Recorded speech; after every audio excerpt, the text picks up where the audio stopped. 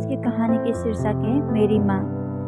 मैं एक घर के करीब से गुजर रहा था कि अचानक से मुझे उस घर के अंदर से एक बच्चे की रोने की आवाज़ आई।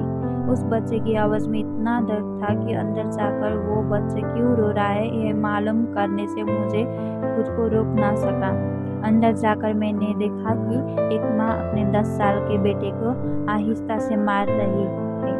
बच्चे के साथ खुद भी रो रही थी। मैंने आगे होकर पूछा, बहन जी, इस छोटे से बच्चे को क्यों मार रही हो जबकि आप खुद भी रोती हो? उसने जवाब दिया, भाई साहब, इसके पिताजी भगवान को प्यारे हो गए और हम लोग बहुत ही गरीब हैं। उनके जाने के बाद मैं लोगों के घर के काम करने लगी और इसके पढ़ाई के खर्चे उठाने लगी, जबकि ये अपने काम और पढ़ाई पे ध्यान ही नहीं देता है। ये स्कूल जाने से मना करता है।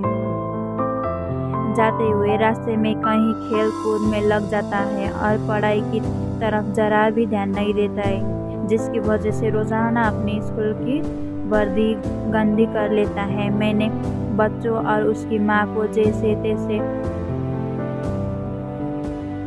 तैसे समझाया और वहाँ से चला गया। इस घटना को कुछ दिन ही बीते थे कि एक दिन सुबह कुछ काम से मैं सब्जी मंडी गया तो अचानक मेरी नज़र उसी 10 साल के बच्चे पर पड़ी जो रोजाना घर से मार खाता था। मैं क्यों देखता हूँ कि वो बच्चा मंडी में घूम रहा है और जो दुकानदार अपनी दुकानों के लिए सब्जी खरीद कर अपनी बारियों में डालते तो उनसे कोई सब्जी जमीन पर गिर जाती कि वो बच्चा उसे फौरन ही उठाकर अपनी झोली में डाल देता। मैंने ये नज़ारा देखकर परेशानी में सोच रहा था कि ये चक्कर क्या है। मैं उस बच्चे का चोरी पीछा करने लगा। जब उसकी झोली सब्जी से भर गई तो वो सड़क के किनारे बैठकर उसी ऊंची आवाज में कह रहा था, सब्जी बेचने लगा। मुंह पर मिट्टी, गंदी वर्दी और आंखों में नमी। ऐसे मासूम हो रहा था कि ऐसे दुकानदार जिंदगी में मैंने पहली बार देख रहा हूँ। अचानक एक आदमी अपनी दुकान से उठा जिसकी दुकान के सामने उस बच्चे ने अपनी नन्ही सी दुकान लगाई थी। उसने आते ही एक जोरदार लात मारकर उस नन्ही दुकान को एक ही झटके में रोड पर बिखेर दिया और बाजुओं से पकड़कर उस बच्चे को भी उठाकर धक्का दे दिया। वो बच्चा आंखों में आंसू लिए चुपचाप दोबारा अपनी सब्जी को इकट्ठा करने लगा और थोड़ी देर बाद अपनी सब्जी एक दूसरे दुकान के सामने डरते लगा ली। भला हो उस शख्स का जिसकी दुकान के सामने इस बार उसने अपनी नन्ही दुकान लगाई। उस शख्स ने सामान बेचने को कुछ भी नहीं कहा। थोड़ी सी सब्जी थी, ऊपर से बाकी दुकानों से कम कीमत जल्द ही बिक्री हो गई और वो बच्चा उठा और बाजार में एक कपड़े वाली दुकान में दाखिल हुआ और दुकानदार को वो पैसे देकर दुकान में पड़ा अपना स्कूल बैग उठाया और बिना कुछ कहे वापस स्कूल की ओर चल पड़ा। और मैं भी उस बच्चे के पीछे चल रहा था। बच्चे ने रास्ते में अपने मुंह धोकर स्कूल चल दिया। मैं भी उसके पीछे चल गया।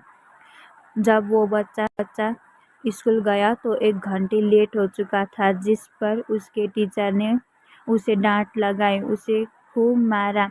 मैंने जल्दी से जाकर टीचर को मना किया कि मासूम बच्चा है, इसे मत मारो। टीचर कहने लगी कि ये रोजाना 1-1.5 घंटे लेट से ही आता है और मैं रोजाना इसे सजा देती हूँ कि डर से स्कूल वक्त पर आ जाए और कई बार मैं इसके घर पर भी खबर दे चुकी हूँ। खैर, बच्चा मार खाने के बाद क्लास में बैठकर पढ़ने लगा। मैंने उसके टीचर का मोबाइल नंबर लिया और घर की तरफ चल दिया। घर पहुंचकर एहसास हुआ कि जिस काम के लिए सब्जी मंडी गया था वो तो भूल ही गया। मासूम बच्चे ने घर आकर माँ से एक बार फिर मार खाई। सारी रात मेरे सर चकराता रहा। सुबह उठकर फौरन बच्चे के टीचर को कॉल की मंडी टाइम हर हालत में मंडी पहुंचे और वो मान गए। सूरज निकला और बच्चे का स्कूल जाने का वक्त हुआ और बच्चे घर से सीधा मंडी अपनी नन्ही दुकान का इंतजाम करके निकला। मैंने उसके घर जाकर उसकी माँ को कहा कि बहन जी आप मेरे साथ चलो, मैं आपको बताता हूँ आपका बेटा स्कूल क्यों देर से जाता है। वो फौरन मेरे साथ मुँह से ये कहते हुए चल पड़ी कि आज इस लड़के की मेरे हाथों खैर नहीं, छोड़ूंगी नहीं उसे आज। मंडी में लड़के का टीचर भी आ चुका था। हम तीनों ने मंडी की 3 जगहों पर पोजीशन संभाली।